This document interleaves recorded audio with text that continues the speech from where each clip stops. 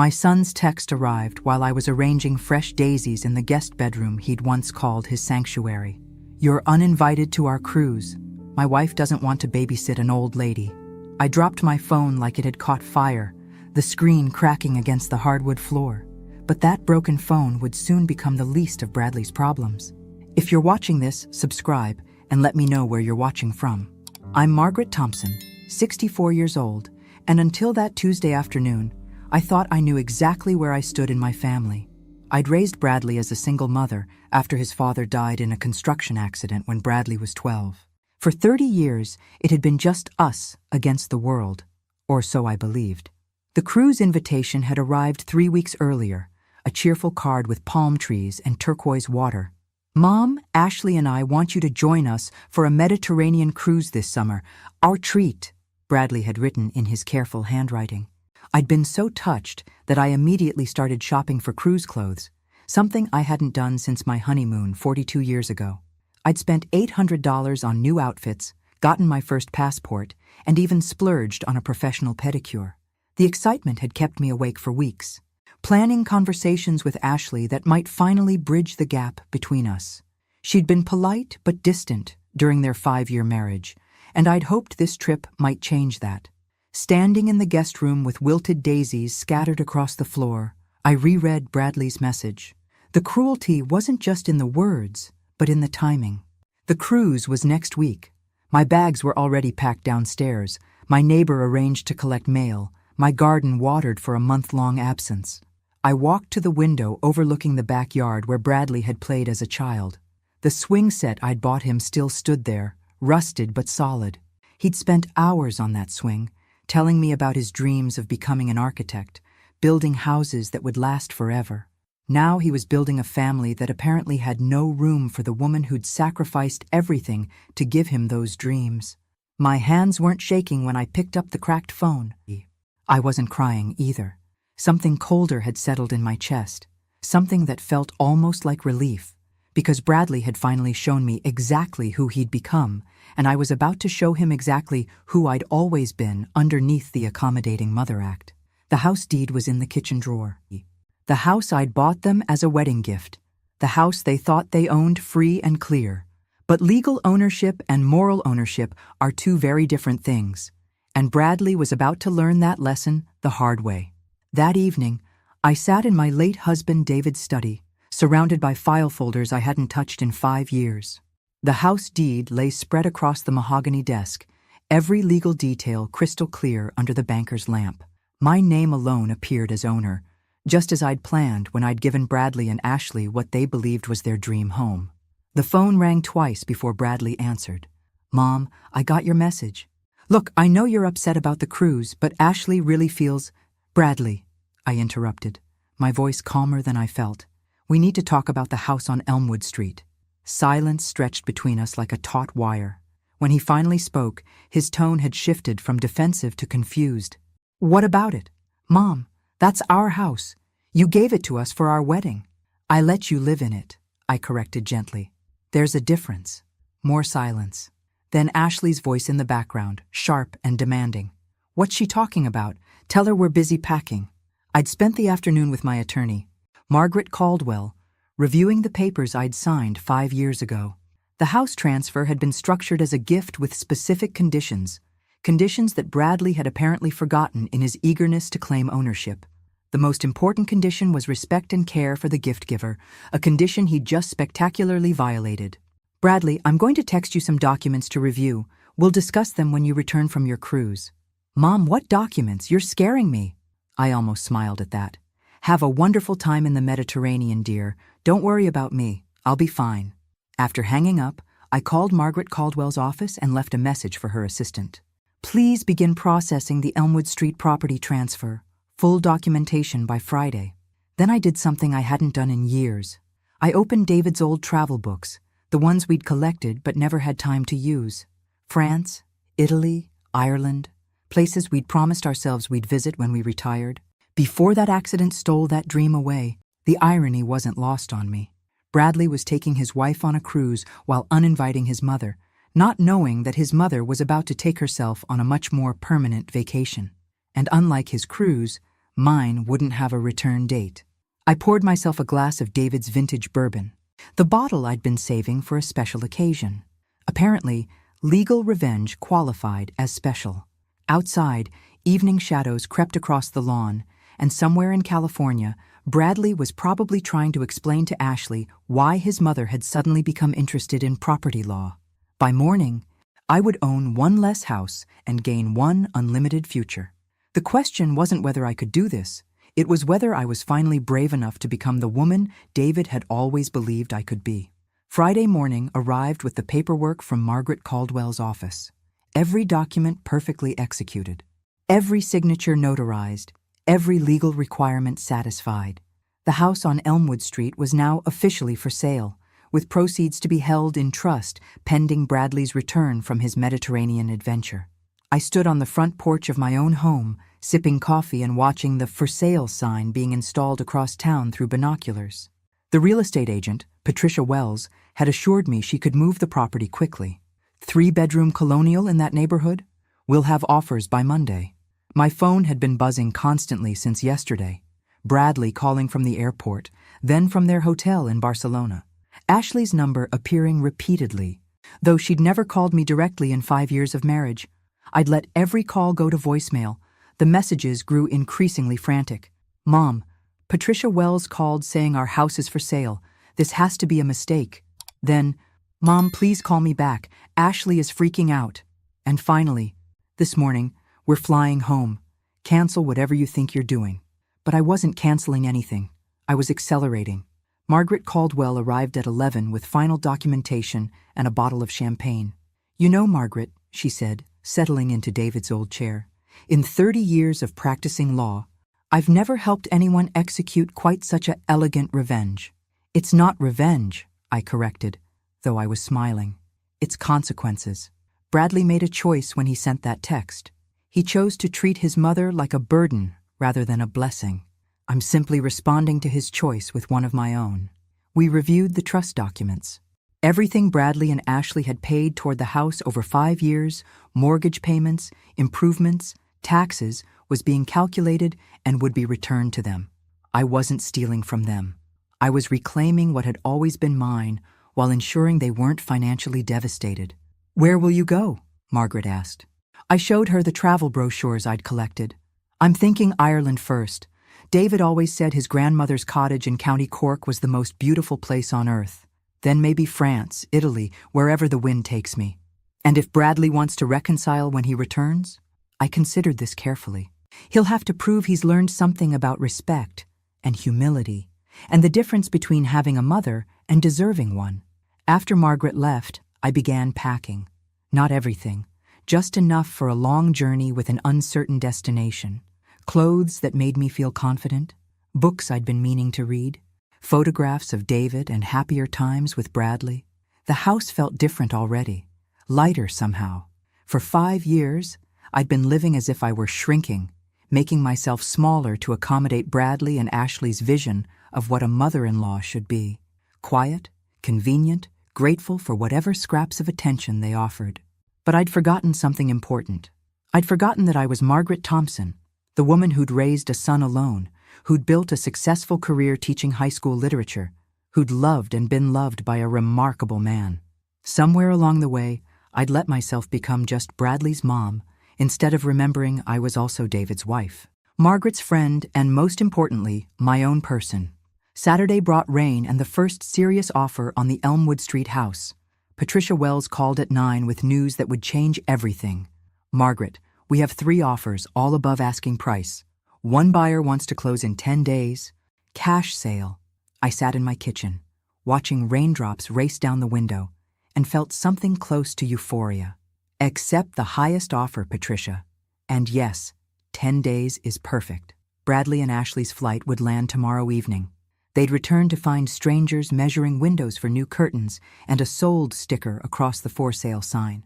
The timing was so perfect, it felt like the universe was finally paying attention to my prayers. My phone rang again.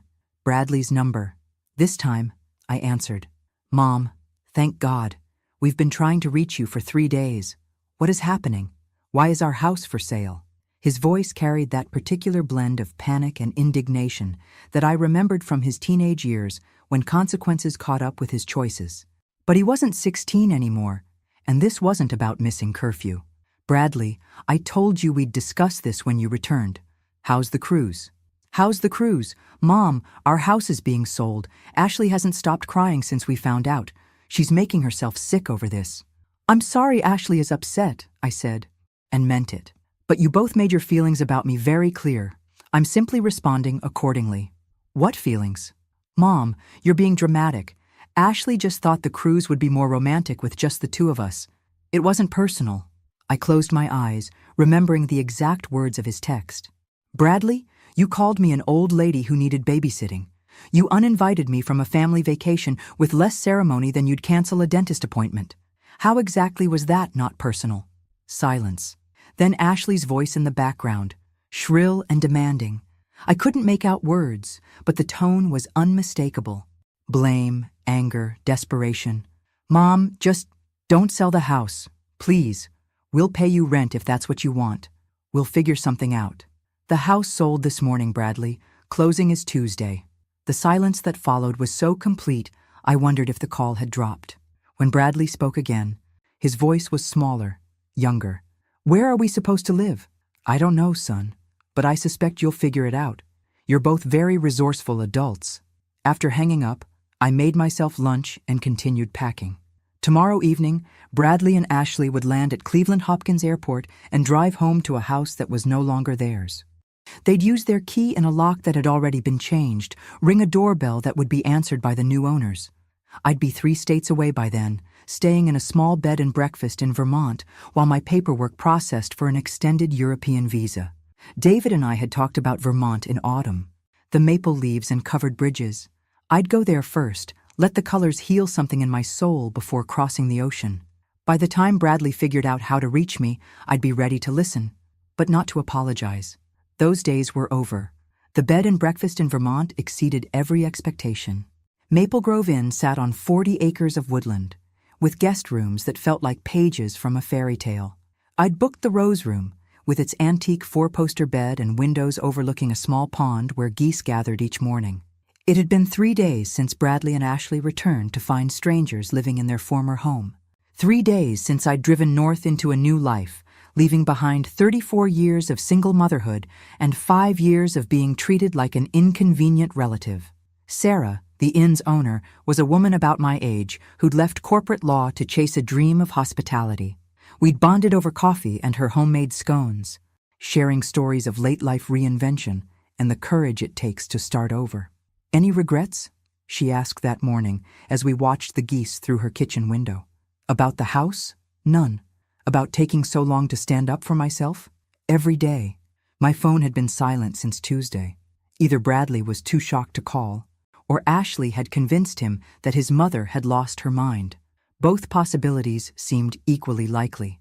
But I wasn't the same woman who'd received that cruel text message 8 days ago. That woman had been living small, grateful for crumbs of affection from a son who'd forgotten she deserved more. This woman was sitting in a charming inn in Vermont, planning a European adventure that would have made David proud. Margaret Caldwell had called yesterday with final numbers. After returning Bradley and Ashley's payments and covering legal fees, I'd cleared enough from the house sale to fund 2 years of comfortable travel. Combined with my teacher's pension and David's life insurance, I could afford to discover who Margaret Thompson might become when she stopped defining herself through other people's needs. There's something I want to show you, Sarah said, leading me to her office. She pulled out a photo album filled with pictures of guests who'd stayed at Maple Grove Inn over the past 5 years. Every single person in these photos was running from something, or toward something, usually both. I flipped through pages of smiling faces, reading the notes guests had left, stories of divorce, retirement, loss, new beginnings. Women my age starting art careers, men learning to cook, couples rediscovering each other after children left home.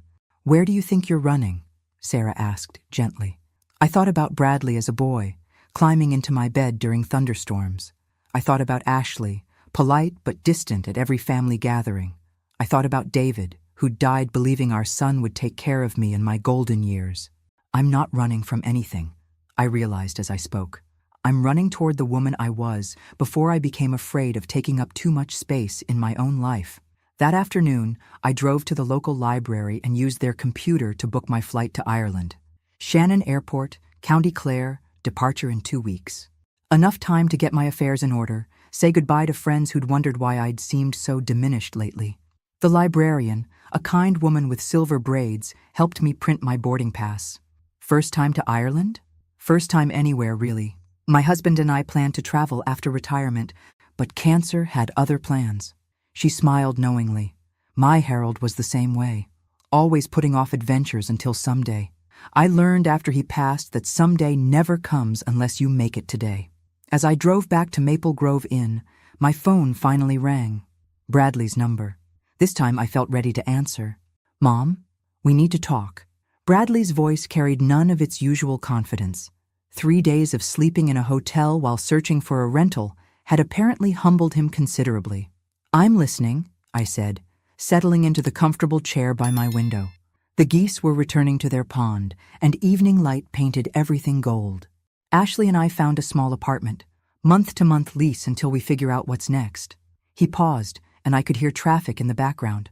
"Mom, I know you're angry, but selling our house was extreme. We could have worked this out." "Your house?" I kept my voice gentle but firm. "Bradley, I need you to understand something. That was never your house. It was my gift to you, contingent on treating the gift giver with respect and love. I do respect you, Mom. I love you. Then why did you call me an old lady who needed babysitting? Why did you uninvite me from a family vacation via text message like I was some casual acquaintance?" Silence stretched between us. When he spoke again, his voice was smaller. Ashley said, "She thought you might feel like a third wheel, that maybe you'd be more comfortable staying home. And you believed that instead of asking me directly?" More silence. In the background, Ashley's voice rose in what sounded like an argument, though I couldn't make out words. Their stress was audible, their careful life disrupted by consequences they'd never anticipated. "Mom, where are you? We went to your house, but Mrs. Patterson said you'd gone traveling. You never travel." "I'm in Vermont, planning a trip to Ireland. Your father always wanted to visit his grandmother's homeland." "Ireland? Mom, you can't just disappear to Ireland. What if something happens? What if you need help?" For the first time in our conversation, I smiled. "Bradley, I'm 64 years old, not 94. I taught high school for 32 years. I managed our family finances, raised you alone, and built a life that worked. Why would you assume I can't handle travel? Because you never—" He stopped, apparently realizing how his words sounded. "Because I never put myself first? Because I spent 30 years making sure you had everything you needed, even when it meant I had nothing left for myself?" The silence that followed felt different, heavier. Finally, Bradley spoke, his voice thick with something that might have been realization. "Mom, I'm sorry. About the text, about the cruise, about taking the house for granted. Ashley and I got comfortable thinking you'd always just be there. I'll always be your mother, Bradley. But being taken for granted? That chapter of my life is closed." After we hung up, I sat watching the geese settle in for the night. Tomorrow I'd start the drive back to Ohio to finalize my travel plans and say proper goodbyes. In 2 weeks, I'd be boarding a plane for the first solo adventure of my life. Bradley had sounded genuinely contrite, and perhaps this experience would teach him something valuable about respect and gratitude. But whether it did or didn't, I was done shaping my life around his growth process. Margaret Thompson was going to Ireland, and maybe France, and possibly Italy. She was going to discover what it felt like to wake up each morning with no one's needs to consider but her own. And if her son wanted to rebuild their relationship, he'd have to prove he understood the difference between having a mother and deserving one. 3 months in Ireland changed everything, but it was the letter waiting at my hotel in Dublin that changed everything again. Hotel staff had forwarded it from 3 previous locations, and the return address made my hands shake. Caldwell and Associates Legal Services. Urgent. Margaret Caldwell's message was brief, but earth-shattering. Bradley had filed a lawsuit claiming elder abuse and demanding I return the house sale proceeds. He was alleging I was mentally incompetent when I sold the property. But that wasn't the shocking part. The shocking part was that Ashley had filed for divorce, claiming Bradley had manipulated me to fund their lifestyle while hiding his gambling debts. I sat in my small Dublin hotel room, rain pattering against the windows, and laughed until tears came. Bradley, my responsible architect's son, had apparently been living a double life. Ashley's divorce papers, attached to Margaret's letter, painted a picture of secret casino visits, online betting accounts, and credit cards maxed out behind her back. The house sale money hadn't been about revenge after all. It had been about survival. Bradley needed those funds to pay off gambling debts that could have destroyed both their lives. His cruel text about uninviting me hadn't been casual cruelty. It had been desperate manipulation by a man drowning in his own poor choices. My phone rang. Margaret Caldwell's number. "Margaret, I assume you've read my letter?" "Every word." "Is it true? The gambling?" Ashley provided bank statements, credit reports, everything. Bradley owes approximately $80,000 to various creditors. Some of them aren't the patient type, if you understand my meaning. I understood perfectly. What does Bradley want from me? He wants you to return home immediately and give him power of attorney to access the house sale funds. He's claiming the gambling was stress-related due to worrying about your mental state after David's death. The audacity was breathtaking. And Ashley? Ashley is furious. She genuinely didn't know about the gambling until after you sold the house, and Bradley panicked. She's asking for spousal support and half their remaining assets, which amounts to roughly $4,000 and a car with payments due. That evening, I walked along the River Liffey, watching Dublin come alive in the twilight. Street musicians played traditional Irish songs while couples strolled hand in hand. I'd spent 3 months discovering parts of myself I'd forgotten existed. I'd taken cooking classes in Cork, learned to knit in Galway, and even went on 2 dates with a charming retired professor named Patrick who'd shown me the real Dublin beyond tourist attractions. Now Bradley needed me to save him from consequences he'd created while treating me like a burden. The irony was so perfect, it felt scripted. I flew back to Ohio 2 days later, but not to rescue Bradley. I returned to face him as the woman I'd become, not the accommodating mother I'd been. Margaret Caldwell met me at the airport, her expression mixing professional concern with personal curiosity. "You look different," she observed as we drove toward her office. "Ireland agreed with you." I touched my shorter, more stylish haircut and smiled. Everything agreed with me. That's rather the point. Bradley was waiting in Margaret's conference room, looking like he'd aged 5 years in 3 months. Dark circles under his eyes, clothes that hung loose on his frame, hands that trembled slightly when he reached for his coffee cup. This wasn't the confident man who'd sent that cruel text. This was someone who'd hit bottom and was still falling. "Mom, thank God you came back." He stood to hug me, but I remained seated. "Sit down, Bradley. We need to discuss your situation." Margaret spread documents across the table. Bank statements, credit reports, loan agreements, and divorce papers. The evidence of Bradley's secret life, laid out in black and white. $87,000, I said, reading from the credit summary. "How long have you been gambling?" His face flushed red. It started small. Just poker nights with guys from work, then some online stuff. It got out of hand after Dad died. David died 5 years ago, Bradley. I know, but losing him, watching you struggle with grief, it was stressful. I needed an outlet. I set down the papers and studied my son. "So your solution to my grief was to develop a gambling addiction, lie to your wife, and treat your mother like a burden? I never meant for it to go this far. And the text about the cruise? I was just stressed about money. Ashley kept talking about how expensive it would be to pay for 3 people instead of 2. Margaret cleared her throat. "Bradley, your mother isn't here to be lectured about your financial planning. She's here because you're claiming she was mentally incompetent when she sold the house." Bradley's face went pale. I had to say something. "These people I owe money to, they're not patient. They're talking about broken legs and worse." "Whose fault is that?" I asked calmly.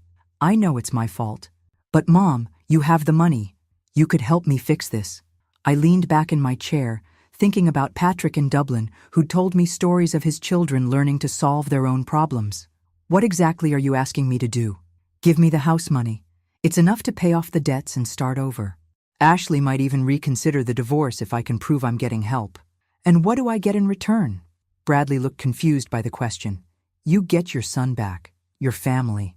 I almost laughed. Bradley, I've spent 3 months in Ireland discovering that I already have everything I need. I don't need to buy back your respect or Ashley's tolerance. The next morning brought a call that changed the entire dynamic. Margaret Caldwell phoned at 7 a.m. with news that made everything clear. Margaret, I've been investigating Bradley's creditors. 3 of his debts are to legitimate credit card companies, but the big ones, the ones he's worried about, are to illegal gambling operations. If we pay them, we could be charged with money laundering. I sat up in my hotel bed, suddenly wide awake.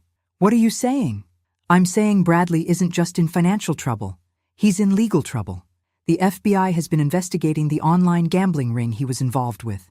Several participants have already been arrested.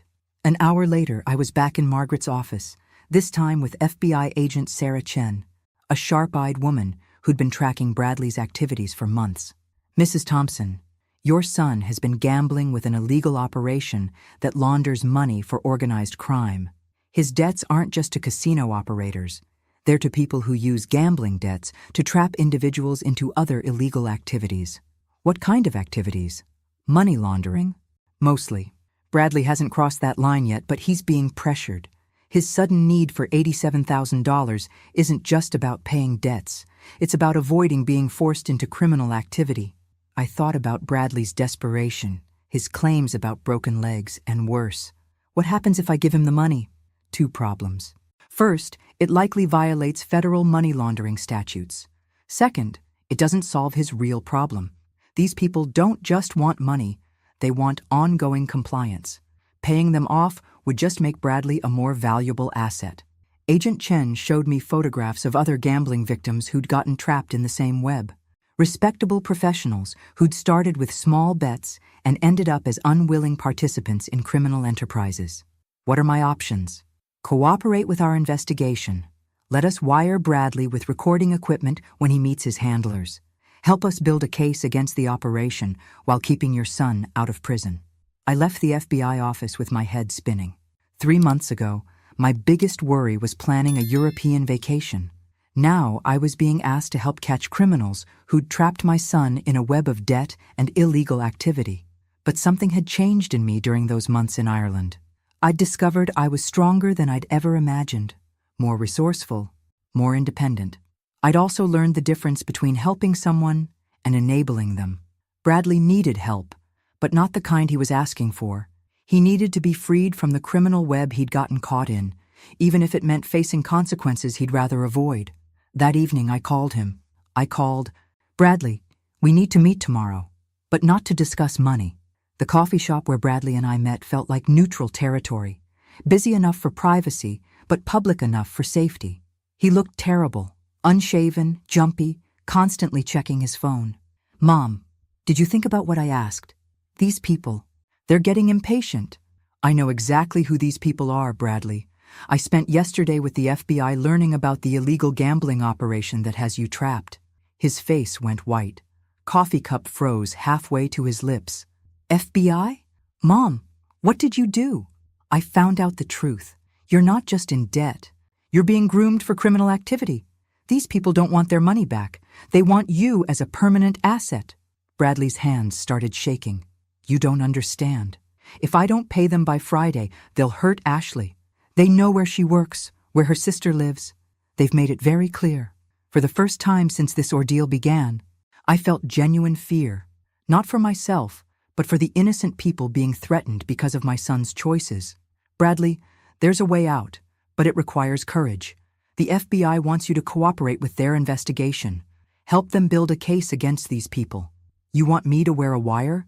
Mom, these aren't white-collar criminals. These are dangerous people who hurt anyone who crosses them.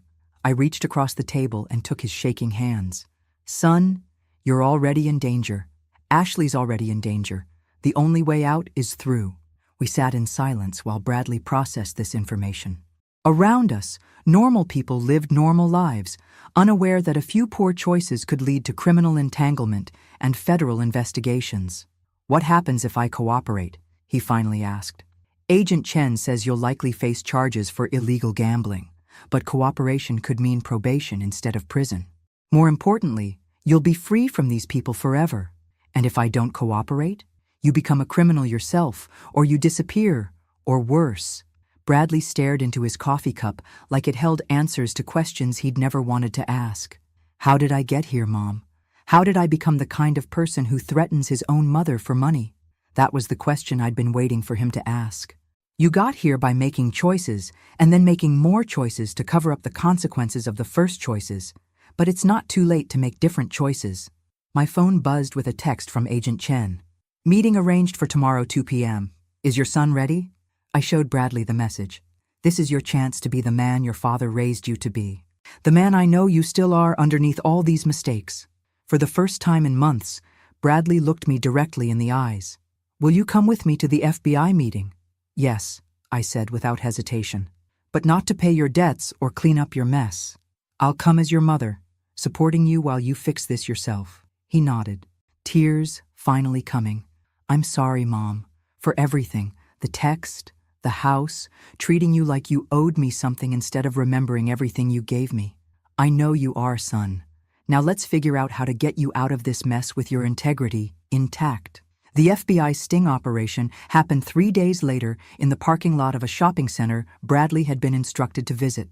I watched from Agent Chen's surveillance van as my son, wearing a wire and carrying a briefcase full of marked bills, walked toward a black sedan where 2 men waited.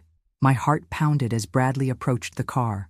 Through the van's sophisticated listening equipment, we heard every word of the conversation. The men weren't just collecting money. They were detailing Bradley's next assignment. He was supposed to deposit specific amounts in different bank accounts, essentially laundering money through legitimate transactions. Your mother's house money will cover your current debt, one voice said, but you'll be making regular deposits from now on. Think of it as your new job. Bradley's voice came through clearly as he followed the script Agent Chen had provided. What if I want out after this payment? Harsh laughter filled the van. Nobody gets out, architect. You're too valuable now. Clean credit, respectable job, desperate enough to do what you're told. Agent Chen nodded to her team. Within seconds, FBI agents surrounded the black sedan. I watched through binoculars as handcuffs were applied and rights were read. Bradley stood safely to the side, no longer a victim, but not yet free from consequences.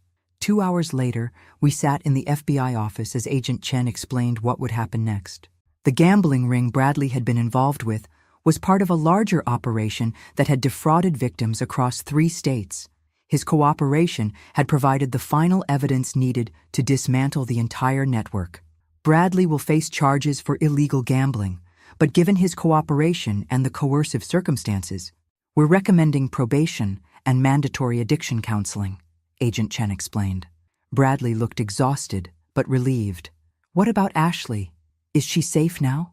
These particular individuals will be in federal custody for a very long time. The threats against your wife are no longer a concern. As we left the federal building, Bradley and I walked in comfortable silence toward my rental car. The man beside me looked like my son again, not the desperate stranger who'd been sending cruel text messages and demanding money. Mom, I know I don't deserve forgiveness, but is there any chance we can rebuild our relationship? I stopped walking and faced him. Bradley, I've learned something important these past few months. I can't rebuild our relationship for both of us. You'll have to prove through actions that you understand the difference between having a mother and deserving one. What does that mean? It means respecting me as a person, not just as someone who's supposed to meet your needs. It means understanding that my life has value beyond what I can provide for you. Bradley nodded slowly. I'd like to try, if you'll let me. I'm going back to Ireland next month, I said. I've rented a cottage in County Cork for 6 months. You're welcome to write letters, real letters where you tell me about the work you're doing on yourself. Just letters? For now. I need to continue discovering who Margaret Thompson is when she's not defined by being Bradley's mother. And you need to discover who Bradley Thompson is when he's not dependent on his mother's resources. We hugged goodbye in the parking lot, but it felt different from our previous embraces. This felt like a beginning rather than an ending. 6 months later, I would receive Bradley's first letter describing his progress in addiction counseling and his efforts to rebuild his life with Ashley, who had withdrawn her divorce papers after learning the full truth. But that afternoon, driving away from the federal building, I was thinking about Patrick in Dublin and the cottage overlooking the Irish Sea where I planned to spend my winter writing the story of a woman who'd learned to value herself. Bradley had called me a burden, then discovered he was the one who needed carrying. I'd thought I was selling a house in revenge, but I'd actually been saving both our lives. Sometimes the best gift you can give someone is refusing to rescue them from consequences they need to face. My phone buzzed with a message from Patrick. "Cottage is ready when you are. Still have that bottle of wine we never opened." I texted back, "On my way." And Patrick, "I'm finally ready for that conversation about second chances." The woman who'd received that cruel cruise text 6 months ago might have spent the rest of her life wondering what she'd done wrong. The woman driving toward the airport was wondering what adventure would come next. Thanks for listening. Don't forget to subscribe and feel free to share your story in the comments. Your voice matters.